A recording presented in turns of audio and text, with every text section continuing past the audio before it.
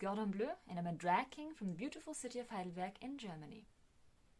For the category Opera Realness, I will be performing the aria Wo solcando ma crudele from the 1730 Baroque opera Artaserse, composed by Leonardo Vinci. But why Artaserse? I absolutely love 18th century male fashion, like the wigs and the florals and the gold trims and the tights and the high heels. I'm so hoping for a fashion comeback. And if this can be my own little contribution towards that, then yeah, I'm here for it. So the aria Wo solcando ma crudele is sung by the character Abace, and he's just been wrongly accused of murder. He didn't do it, his dad did it. But no one believes him. Like, he's telling everyone, people, I'm innocent, believe me. But all his friends are saying, guy, the evidence is like pointing towards you. And even his girlfriend is like, yeah, no, bye. And now he has to face the decision of either ratting out his dad, who's a shitty person, but also his dad, or of being executed for a murder he didn't commit. So, yeah, tough decision. So I was also very much motivated to select Artaserse for my Opera Realness category because I saw a really cool French production from 2012 of Artaserse, and it's also kind of like the only recent one because for some reason it's not performed very often. So in this French production they cast all male actors for the female roles to do a homage to the fact that in the original all the female roles were actually sung by men, castrati. So I thought it was really cool that they kind of like had an opera with drag. For the second category, opera fantasy, I have chosen Turandot, and I would like to address the following directly to the composer himself, Giacomo Puccini. So Giacomo, hi Giacomo, it's okay if I call you that, right? You can also call me Gordo. So, I want to talk to you about your opera. I think you know that pretty much everyone likes the music, like I think 99% of people love the music. You did an amazing job there.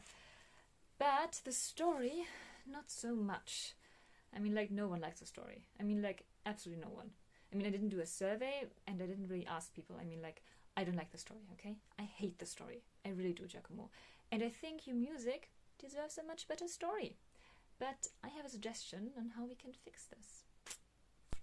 So, what is the problem with your story, you ask? Well, first of all, there are some rather glaring plot holes, and then also there's a whole bunch of issues. Let's go through the plot holes first. First of all, why is Kalev the only one in the whole wild world who knows the answer to Turandot's riddles? No explanation. Also, the whole love at first sight bullshit, yeah, I don't really buy it. And also, at the very end, he kisses her against her will and she completely falls for him, and that is somehow true love? Nah, not happening. And also I feel that the entire story is like a metaphor for the European colonization of China and that this was intentional. And yeah, I also don't like that. But I have a solution for all of these issues. And just a single solution that can solve all of that at once. What is the solution, you ask? Oh, Giacomo, I have something for you. It's lesbians, Giacomo. It can all be solved by lesbians. Also, everyone loves lesbians. Even straight men, I heard. So, Giacomo, how are lesbians going to solve your problems? Well, first of all, Turandot is a lesbian. Also, Kalev is a lesbian. Exactly. Kalev is a woman disguised as a man. And also there's no love at first sight bullshit because I'm still not buying it. No. Kalev, fake Kalev, and Turandot have known each other for years because Kalev is actually the gardener of the imperial garden where the princess walks every day. And yes, her actual name is Shi Wang, which is Chinese for hope. And also, are you paying notice, is actually the solution to the first riddle, and that is the reason why Kalev is the one who can solve all the riddles that Turandot poses, because they're all actually coded love messages about their secret romance. But the only way for them to have a legitimate marriage in this day and age is if she dresses up as a guy and poses as a foreign prince, that she can finally get married to the love of her life. And that is the reason why Turandot only recognized her the moment their lips touch, because she recognized the kiss from way before when they were secret lovers together. That is the solution to your story. That is what you need, Giacomo.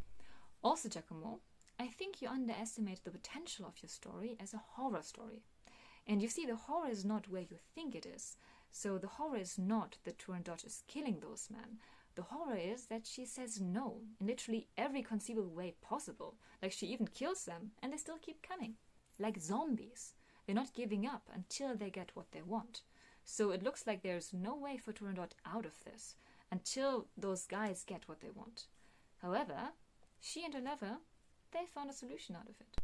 So Giacomo, you see? I want to uplift your story to the Chinese-Italian queer horror love story that was always meant to be. Also, Giacomo, I really want to include some Chinese opera, because I love Chinese opera. I was even in China for a year and learned a little bit of it. Wait.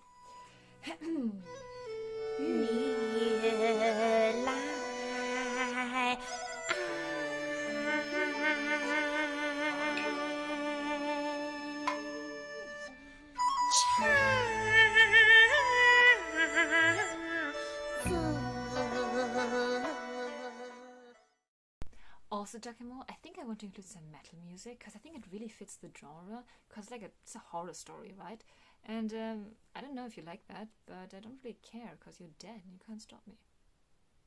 So, Giacomo, I hope you're not too offended that I was so hard on your opera, but the category is also opera fantasy, and this is my fantasy. That's it from me. Thank you so much for considering my application. Porto out.